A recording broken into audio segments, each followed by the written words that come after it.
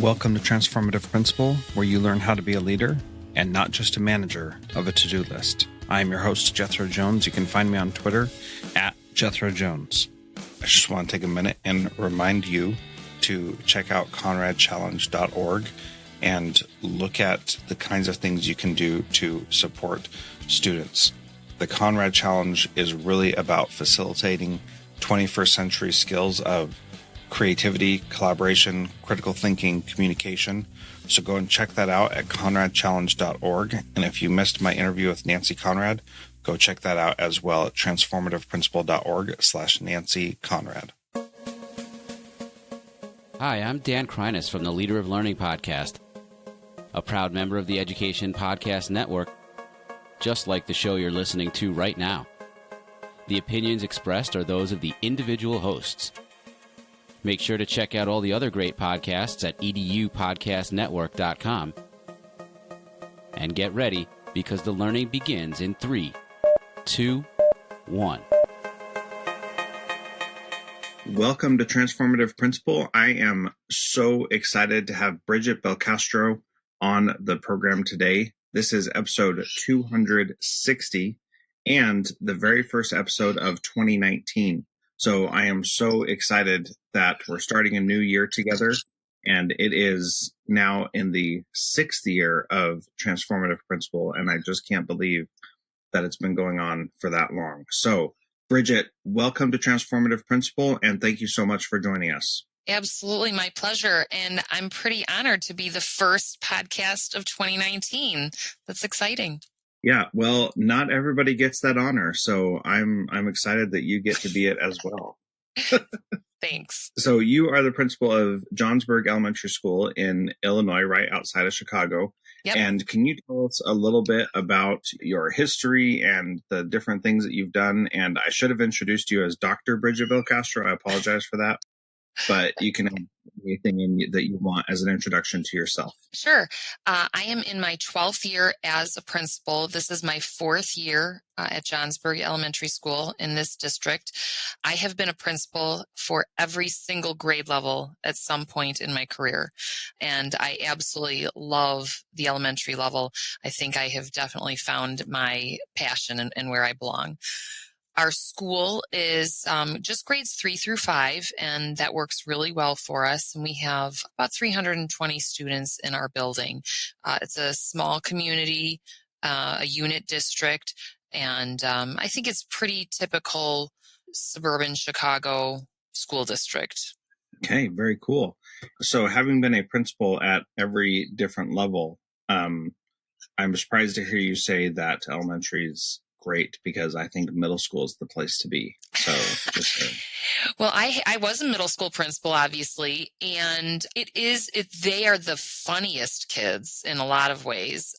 But the headaches that come with a middle school principal job are a little different. And I love working with the elementary teachers. I think that's one of the things that really makes it so wonderful for me. Yeah. Kids are great. All kids are great. I love all kids at all age levels. I have a high school daughter, and, obviously my daughter has then grown up through all of the grade levels, so I like all kids, but, I really have enjoyed working with the elementary teachers. Yeah. And I think as teachers reflect the age that they teach sometimes, definitely elementary teachers, I think, would be pretty awesome as well. Yeah. And I enjoyed when I worked with elementary teachers also. So I want to talk about some programs that you're doing at your school. But first, you are a member of the mastermind that I run, and I want to just get your thoughts and feedback and how the mastermind has helped you as a leader, especially such an experienced leader where you've been at every level. And you're still seeking out this professional development for yourself. Can you talk a little bit about your experience so far? Sure. It's funny to hear you call me an experienced leader. Sometimes I always feel like I'm just starting. And maybe that's one of the reasons why I get so much out of opportunities for professional development, especially like the mastermind, because I'm always looking for a new approach or a fresh perspective on ideas. And that's one of the things that I get out of the mastermind. We have people at all different grade levels and all over the country that are involved. And I can always count on getting a new way to look at a situation or a problem that I'm having or a challenge that I'm experiencing, and not just a challenge at work, but just in career things or in general. I really enjoy that opportunity. It's well worth it. Well, thank you very much. So in the mastermind, somebody typically says, here's the thing that I'm working through and I need some help with this. And so even when you're not the one who's saying, how do I solve this problem? Can you talk about what you still get out of the mastermind, even when you're not the one in the hot seat or the one with the problem? Oh, sure. It really makes me reflect on things that I have experienced. And so even if it's not a situation that I'm currently experiencing, I can give some recommendations or some suggestions, share my experiences, and it takes me back to that time or that place. And I can always apply some of those thoughts to things going on in my daily work, how I approach people, working with groups. But I think it's that reflection piece on, yeah, you know what? That's something that worked really well for us, and sharing that. And then that just makes me feel good about what I'm doing. Like I'm having an impact beyond just my own building. And I love that. That's part of why I do what I do. That's really fantastic. You and I met in Chicago at the National Principals Conference just briefly, if I remember correctly. Yep. And that was a very cool experience. And it's always exciting for me to meet people in person. And then after a few weeks, you decided to join the mastermind. And right now there's somebody out there who is listening to this and they're saying, you know, I've heard Jethro talk about the mastermind and I'm interested in it and I think I would like to do it. What advice would you give to someone who is contemplating it right now? What would you say to them?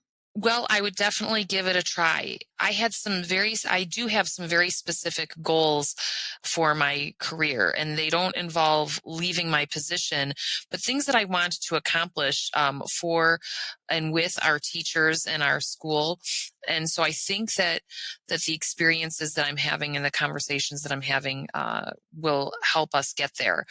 And just, find a way to make it work. It's, there are some options as far as time, and I think that's important, but it's worth the time. It's definitely worth the time and the investment in general. It's, you just you find a way to make it work. Yeah, absolutely. I was just talking to a new person, and she actually went to United Way to secure the funding for it, which I thought was a very creative and appropriate way to make sure that happened. So I agree that it's worth it. And the cool thing is that your goals are different than my goals and the goals of everybody else in that group. And yet we can still come together each week and help each other progress in our individual goals, which I think is really amazing. And the last question I have about it is, what makes it different from other professional development opportunities that you have? Well, I think the intimacy of it, it's a small group. And so we all have time every week to share and to listen and to reflect and to set goals for ourselves, small goals, achievable in a weekly fashion. And that's something that I'm working to accomplish, is when I set my goals, to make them something that can impact my larger goals, my longer term goals. And so instead of just, this is a part of my job, I have to get it done anyway, whether I am, in this group or not, I got to do that anyway. So what more can I do? Kind of setting myself up for success there.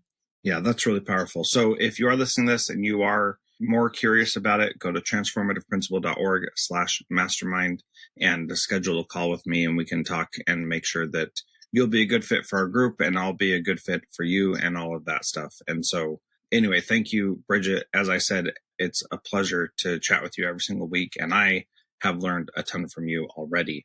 And so now one of the things that I love is that I get to start asking you questions about things that you're doing at your school. So can you tell us about the GRIT program that you created? Sure.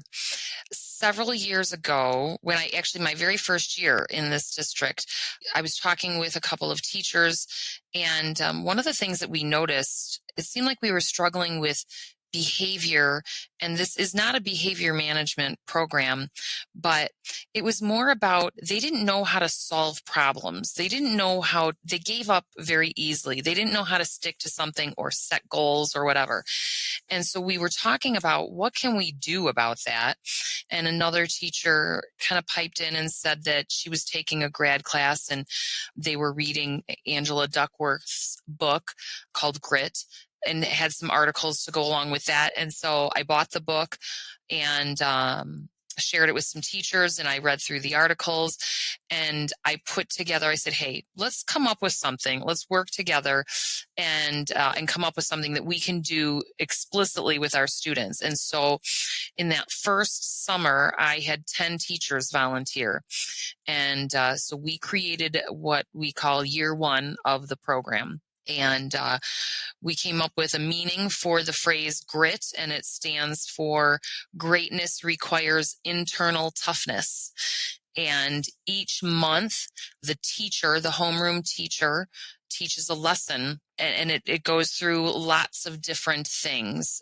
We teach them goal setting and overcoming obstacles and reflection, and we even do some brain research with them and famous failures, and we talk about not giving up, and that it's something that the kids have had fun with. We have a theme, a superhero theme around it, and it's been fun, and it's made a nice impact in our school. So that's a great overview of it. And what I think is so valuable is that you can buy a lot of social emotional type programs or curriculums or whatever. But I think the real power comes when you see the need in your own school with the kids that you're working with every day, and then you create something specifically for them. Because I'm sure you've used programs or curriculums from other places before. How does this compare, because you're creating it, with something else? I think the biggest thing is the teachers buy into it more because they were a part of it. We have 15 homerooms, 5 at each grade level, and I had 10 staff members who were a part of the initial committee to put this together.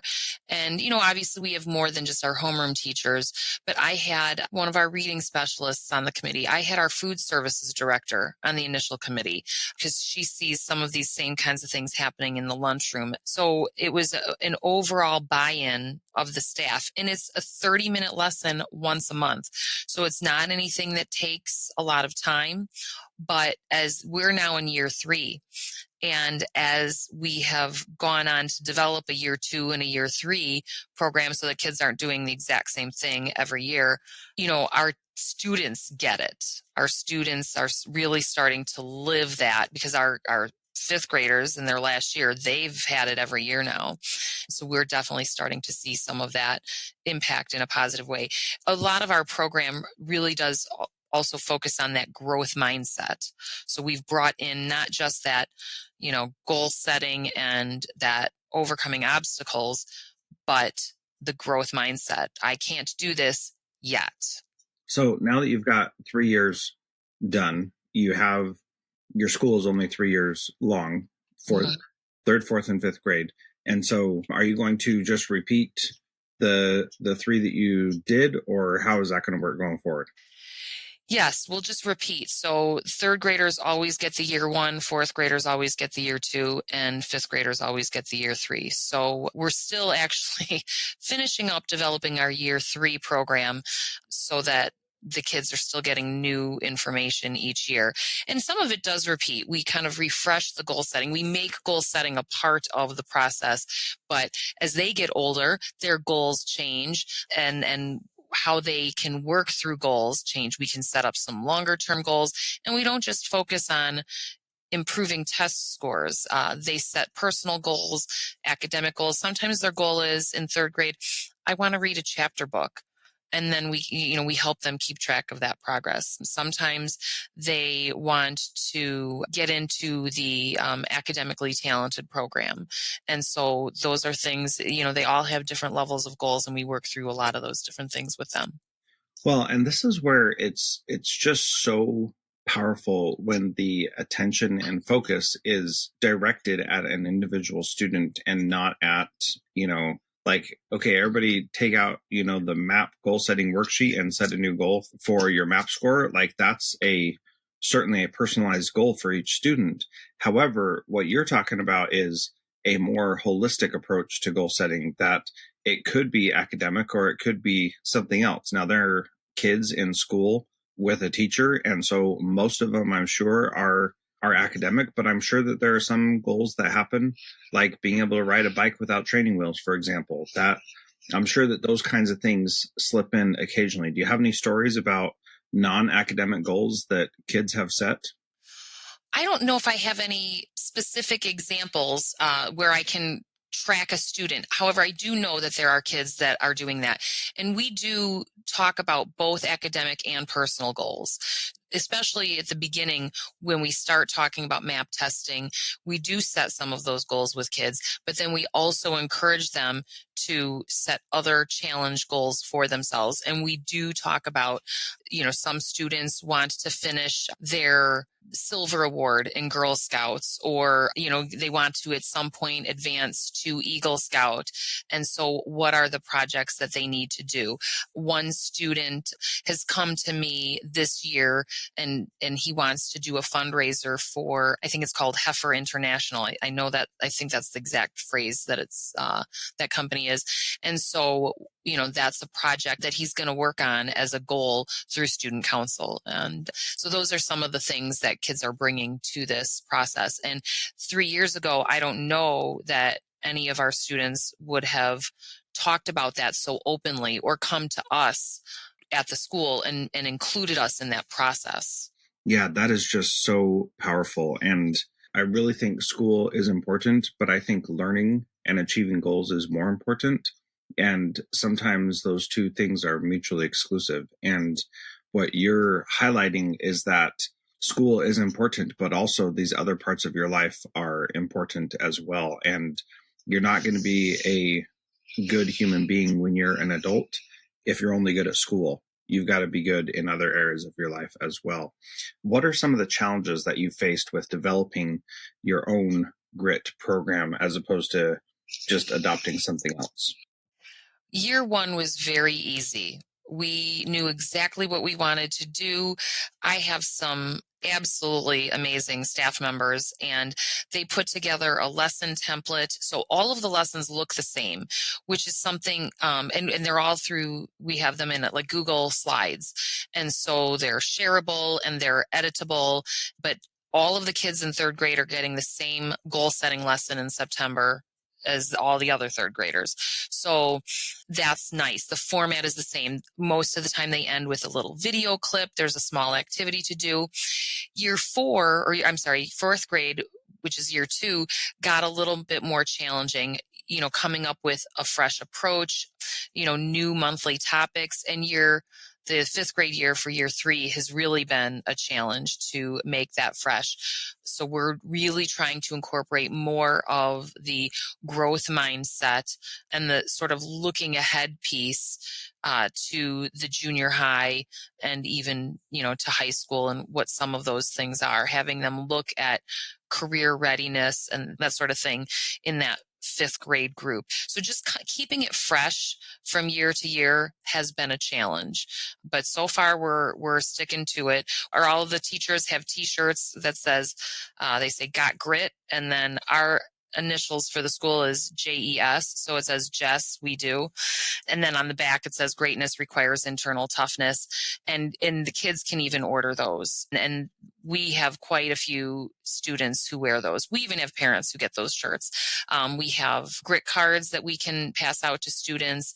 We have a grit pledge that we say every single morning, right after we say the Pledge of Allegiance. We also have a grit pledge. And it's just really about reminding ourselves that, if I fail, I'll be okay. I'll just try it a different way. It's so powerful to listen to that throughout the whole school every morning. I really enjoy it. And our kids say it. The kids say it over the announcements. It's not a teacher or a secretary saying the announcements. We have a group of 5 kids do our announcements every morning, and those 5 kids are saying that grit pledge through the PA system and then throughout the whole building. That's very cool. So you've had some challenges in keeping it fresh and different and all that, and that makes total sense. What have you done to overcome those challenges and make it effective? You talked a little bit about at the 5th grade level of, getting them prepared for junior high and high school and career readiness and those kinds of things. How do you work through that process, though, with the teachers when you guys are struggling and you're frustrated and this is our last year that we need to finish, and most of the time, the last 10% of any work is really, really challenging. What are you doing to keep them focused and motivated and excited and pumped about it? I've gotten a lot of additional resources. So whereas we did do this whole year one sort of on our own, we still have resources. I mean, nobody anymore, reinvents the wheel. We're getting resources from the internet using Carol Dweck's work in growth mindset. Now there's tons of resources out there on growth mindset. So we're using a lot of different resources, and the same kind of thing has happened in years 2 and 3. So in year 3, we're also looking at adding in some restorative practices piece. So we're working on additional training. And I think that whenever you go to an actual training, when you are physically with other people, there's something about that re-energizes a person, I think. And so we've sent a number of staff members to some restorative practices training, and they are coming back in January when we have an Institute Day, and they'll be sharing out with our whole staff. And that was done district-wide. So we'll be getting some perspectives from people in different buildings as well, and bringing that into our piece, because problem-solving skills, I think, are something that's lacking in our young people today. And I think that the restorative practices model really helps students to look at how to solve problems that you are facing, both as an individual and with other people. So by doing some additional reading, looking at other resources, talking to other people, and more professional development, I think we're going to, be able to, at the end of this year, kind of let's take another look at all 3 of our years, and let's, freshen up. What can we add or take away and make this, fresh? Because it's fresh for all the kids because they haven't seen it, but it does get redundant for the teachers. So wanting to kind of keep that fresh for them as well is important. Yeah. And then I'm sure that there are situations where, the teacher teaches 1 30-minute lesson a month, but then that's not the end of it, right? Because you say the grit pledge every day, and I'm sure they're reinforcing these ideas throughout the month. And that's where I think the rubber really hits the road, where it really becomes effective when teachers can continue that conversation after the direct instruction lesson. Can you talk a little bit about that? Sure.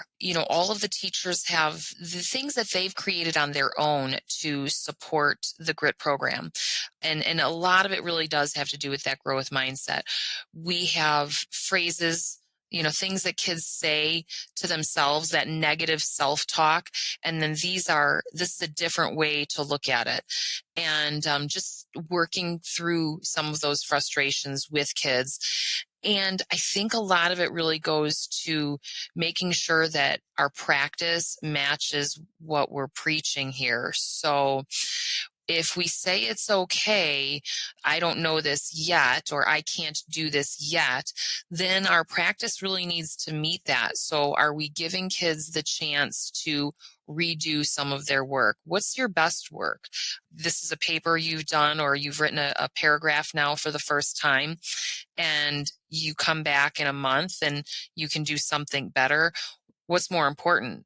What they did on the one day 3 weeks ago, the first time you taught that, or what they can do after some great instruction. So looking at our grading practices, our homework practices, making sure that they are reflective of what we're believing in our GRIT program. Is there anything else that I should ask you about the GRIT program that I haven't yet? It is not available for purchase. No, I think that it's something that I am so proud of, because it's not something that I did and, put it out there, or it's not something that I purchased and put it out there. It's something that, our staff did together. And I think that's really, really cool. Yeah.